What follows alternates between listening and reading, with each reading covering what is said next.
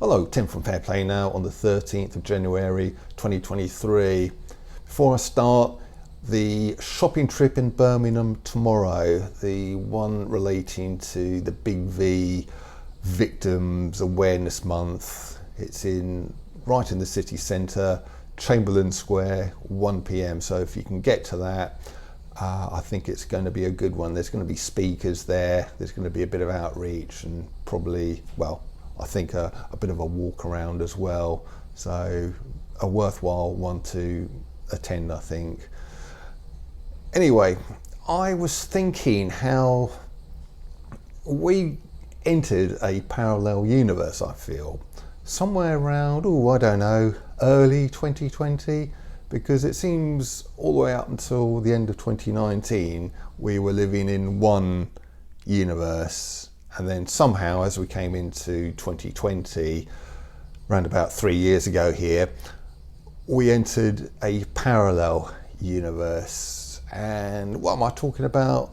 Well, I'm just going to go through a few things. I'm sure you can think of many more. But prior to 2020, discrimination against minorities was a big no-no, wasn't it? You couldn't speak or say anything nasty, do anything nasty to anyone for fear of sort of being cancelled, of being, really made a pariah of society. But since 2020, that kind of still carried on, but they then started saying, that's all very well, but apart from this little group over here, these people who are refusing that, feel free to discriminate against them, feel free to sort of ban them from shopping, from nightclubs, from pubs, restaurants, feel free to fine them, feel free to lock them up, feel free to say whatever you like against them, no matter how disgusting. So, it was just like we'd entered a totally different realm, wasn't it? Everything we had learned all the way from the Second World War all the way up to the end of 2019 just went right out the window, didn't it? With barely a second thought, but it carries on. Prior to 2020, if a V had even the slightest hint of causing harms to people, it was immediately pulled off the market, even if there's only a tiny handful of deaths. Post 2020, it doesn't matter. It doesn't seem to matter how many people are harmed, how many people die. The narrative surrounding and supporting V's just keeps carrying on, rumbling on, and with no end in sight, it seems. Again, prior to 2020, MPs were actually allowed to speak out, allowed to ask awkward questions of the government, especially when it related to matters of life and death. But since 2020, it seems again we're in a parallel universe where such people are just kicked out of their respective parties. Prior to 2020, you actually had to validate your science, you had to prove your theories, you had to go through all sorts of experimentation to validate what you're saying. But since 2020, it's just trust the science. Don't bother questioning it whatsoever, just trust it, that's fine. And in fact, you're not a good person if you do question the science, just trust it. Even though that to me is about the most unscientific thing you can possibly do. Prior to 2020, doctors were allowed to speak out, especially if they had good reason to suspect harms, to suspect things were going on. But post 2020 rather, No, they just seem to get struck off. They get kicked out of their professions. They get maligned, demonised. Apart from, it has to be said, apart from Dr. Aseem Malhotra, who was on the BBC this morning calling out the Big V. I don't know if you've caught up with that yet, but it was quite amazing. He was actually on there, BBC News, must have been around breakfast time this morning, saying how the Big V may well be linked to certain cardiac sort of harms that are going on. So it's quite a remarkable turnaround there. But anyway, that's a bit of an aside there. Well, prior to 2020, we never went crazy about a relatively survivable lurgy, did we? We just, we might have, if we heard about it, we might have taken some sensible precautions, maybe stayed at home if you're feeling unwell, maybe, you know, eating sensibly, taking vitamins, exercising, you know, making yourself a little bit fitter. But post 2020, well, you know what happened. The world just went mad, didn't it? So, like we had just entered a completely different realm, wasn't it? Again, prior to 2020, if you called the government untrustworthy, you questioned the government, well, people just thought that was fair enough. Yeah, probably sensible, mate, to be honest with you. Since 2020, no, you're crazy, mate. Absolutely crazy. Ditto that for mainstream media and Big Pharma. Prior to 2020, we all knew how those two entities could be a little bit dodgy sometimes, or even a lot of the time. Post 2020, don't you dare question anything that the MSM or Big Pharma are saying or doing.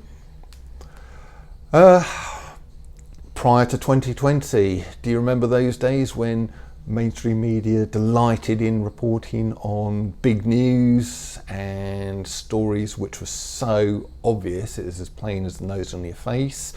Well, since 2020, that seems to have disappeared. They tend to ignore big stories now. I'm talking about things, for everything from huge events happening in London that occurred in the spring and summer of 2021, where there's probably more than 1 million people on the streets, and not a peep about that from the mainstream media. And coming to more recent times, where again it's obvious to anyone apart from mainstream media that there is a lot of excess deaths going on, and questions are being asked all over the place, again apart from the MSM, about what the likely cause could be, and yeah, not a peep out of them. So again, it appears that they have entered a parallel universe there somewhat.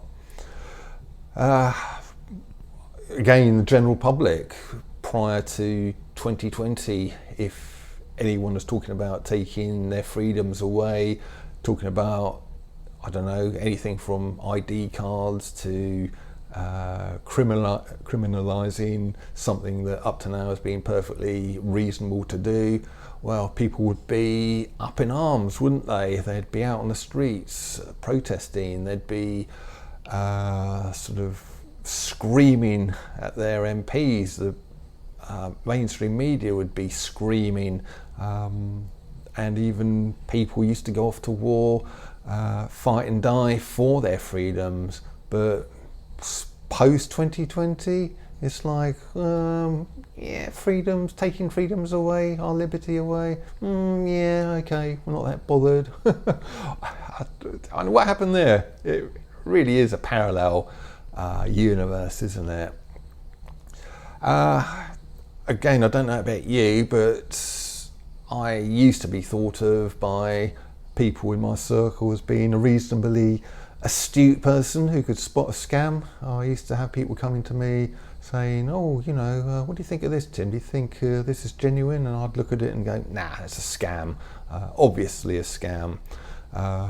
Post 2020, I sort of point out how certain things might again be a bit of a scam. Oh, you are a crazy conspiracy theorist, you are. Yeah, again, a whole different post 2020 realm, isn't it? Prior to 2020, if you didn't just take things at face value, you believed in doing a little bit of research, well, you were a sensible person, weren't you? People would say, oh, yeah, I admire you for not going along with everything the government and the media say. You do a lot of research, you're very sensible. Post 2020, nah, you're just mad, mate. And honestly, you've got to laugh, really. And this is a slightly tongue-in-cheek way of calling all of these crazy things out. And I'm sure you can think of many, many other things as well, where prior to 2020, things just seem to happen one way. Post 2020, it just is completely different. It is like at some point in early 2020, we left the old 2019 and prior universe and entered a whole new different one, doesn't it? So going back to Andrew Bridgen, he has got a statement he's just made on YouTube, so I'll link to it here in the description box and the comment section below. And he was saying on that his suspension from the Conservative Party could actually be a good thing, because it is going to make what is going on surrounding the Big V and question marks around it, it is going to make the whole issue, bring public awareness surrounding the whole issue to the fore, I think. And when you couple that with what Dr. Malhotra was saying on the BBC News this morning, I think there's going to be a lot more normal people out there who are starting to get a little bit suspicious, whereas even at the start of this week they may well have still been asleep. And that's not just hearsay. I did see something how people like Hancock, Javid and a few of the others like that who were having a go at Andrew Bridgen, apparently their Twitter feeds are sort of, or the comments on their Twitter are absolutely lighting up with people from the general public saying things like, hang on a minute, why are they suspending or sacking this MP when all he's doing is speaking out against what's going on about the Big V? Have they got something to hide? I'm starting to get a little bit worried about this now.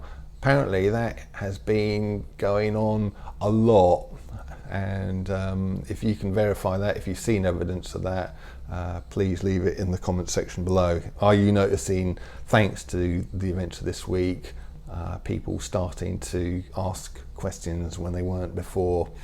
So with that, I will leave it and I will be back soon. Tim from Fair Play Now, thanks for watching.